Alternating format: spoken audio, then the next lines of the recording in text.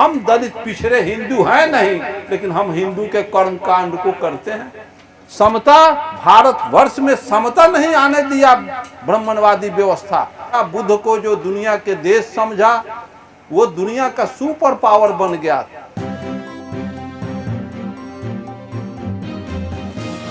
नहीं है, मान लो कि बाबूजी स्वर्ग गेल हथुन, मान लो, जानने नहीं दिया। ये ब्राह्मणवादी व्यवस्था किसी को सत्य से साक्षात नहीं होने दिया। सत्य पर चलने की जरूरत नहीं है, सिर्फ असत्य पर चलते रहो, तुम्हारा कल्याण होगा। तो महामना बुद्ध ने स्पष्ट किया है, सत्य पर चलोगे तुम्हारा कल्याण होगा, असत्य पर चलोगे तुम्हारा नाश होगा। विज्ञान सत्य पर चलता है, विज्ञान में लेकिन किंतु मगर परंतु नहीं होता है। विज्ञान किसी विषय को प्रयोग करके सिद्ध करेगा, नहीं तो रिजेक्ट कर देगा, खारिज कर देगा। इस विषय को आज दुनिया के जो देश समझा, बुद्ध को जो दुनिया के देश समझा, वो दुनिया का सुपर पावर बन गया। हमारे एग्जाम्पल के तौर पर देते हैं, आपसे 2 बरस के बाद चीन आजाद हुआ, दुनिया का सुपर पावर बन गया। जापान दुनिया का सुपर पावर, दुनिया के दौर में हेलीकॉप्टर के रफ्तार से उन देशों का विकास हो रहा है, जैसे कंबोडिया, लाओस, हंगरी, वियतनाम का विकास अपराध विकास है। चूंकि वहां समता है, जहां समता आएगी वहां शांति होगा, जहां शांति होगा वहीं प्रगति होगी। समता, भारतवर्ष में समता नहीं आने दिया ब्राह्मणवादी व्यवस्था, विषमता पर आधारित है। जिस धर्म में समानता नहीं है वो धर्म नहीं है, अधर्म है। धर्म में समता होता है और विषमता पर आधारित हिंदू धर्म का एक हम दलित पिछड़े हिंदू हैं नहीं, लेकिन हम हिंदू के कर्म कांड को करते हैं। हमको तो हिंदू कभी समझा नहीं। जिन लोगों ने हमारे समाज को कभी खटिया चौकी पर बैठने नहीं दिया, कुर्सी चौकी पर बैठने नहीं दिया, जूता चप्पल पहनने नहीं दिया, पढ़ने लिखने नहीं दिया, वो कहता है कि बाबूजी मर गल सुन तो सब तक या गाय दान स्वर्ग में भेज देबो। अरे बेवकूफ, स्वर्ग में भेजेगा कि धसोड़ देगा, ये कौन समझ रहा है? समझने की जरूरत है, जानने की जरूरत है। जो भाईचारा कायम करना नहीं चाहता है, भाई कहने से नफरत करता है कि सौर सोलकन है, डोम चमार है, डोम दुसाद है, ये तेली के मुंह देखबो दिन भर के यात्रा खराब हो, गधा के मुंह देखबो दिन भर के यात्रा शुद्ध हो जाता। ये व्यवस्था इन लोगों ने दिया, जिन लोगों ने दिया वही व्यवस्था का आप गुलाम बने हुए। ये व्यवस्था को छोड़ना होगा, समझना होगा। आप इतना कुरूप क्यों हो गए? यहाँ का संपूर्ण बैकवर्ड दलित पिछड़ा क्यों कुरूप है, कितना असंगठित है, हजारों जाति में बांट दिया, जबकि मानव की जाति मानव में नहीं होती है। वनस्पतियों में जाति होती है, पक्षियों में जाति होती है, मछलियों में जाति होती है, लेकिन इंसान में जाति नहीं होती है।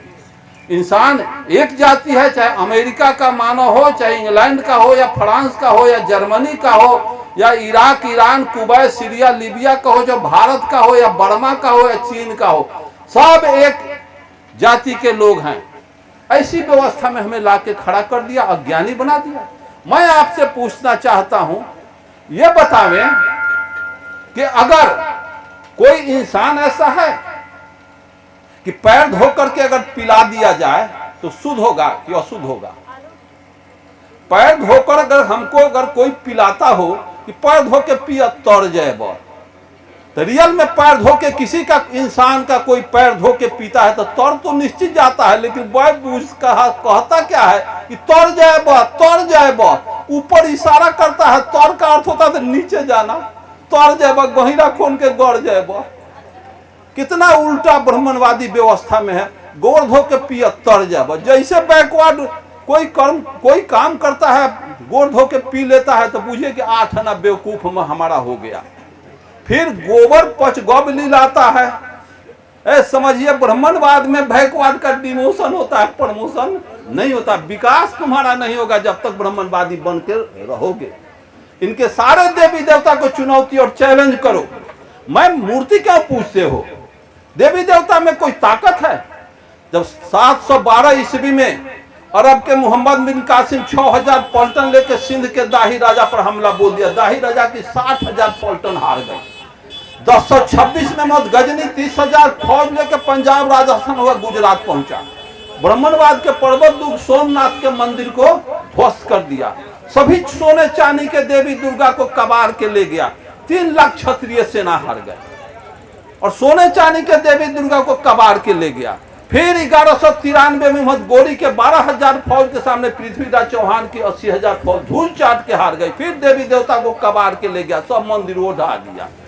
फिर पानीपत की पहली लड़ाई 1526 में त्राइन के युद्ध में बाबर के 12,000 फौज के सामने राणा संगा की 60,000 फौज धूल चाट के हार गई। तो एक तरफ कहते हो कि शिव के त्रिशूल, विष्णु के चक्र, इंद्र के वज्र, जम के दंड से बचोगे, लेकिन पंडित जी के शराब से नहीं बचोगे। तो 712 में हार गए, 1026 में हार गए, 1193 में हार गए, 1526 में हार गए। देश गुलाम हो गया, देवी देवता लूट गई, बहू बेटी लूट गई, मार के सभी का हत्या कर दिया। किन्हीं को शराप नहीं देना था कि गजनी गोरी बॉर्डर के उसी पर लकड़ी लेखन धह धह जड़ जाता। तो शराब कौन? ये बैकवर्ड के लिए। और इस शराब के नाम पर आप भयभीत हो जाते हैं, डर जाते हैं। कभी कोई डरने की जरूरत नहीं। मान लीजिए आप मूर्ति पूजा, मूर्ति में क्या ताकत रखा है, तो गजनी गोरी को क्यों नहीं? 1026 में गजनी जब सोमनाथ के मंदिर पर जो सोने चांदी का देवी दुर्गा गजनी का बाल नहीं चेंज कर सका, तो गिट्टी छड़ सीमेंट का मेरा देवी देवता क्या बना बिगाड़ देगा? इसको तर्क को सोचना समझने की जरूरत है।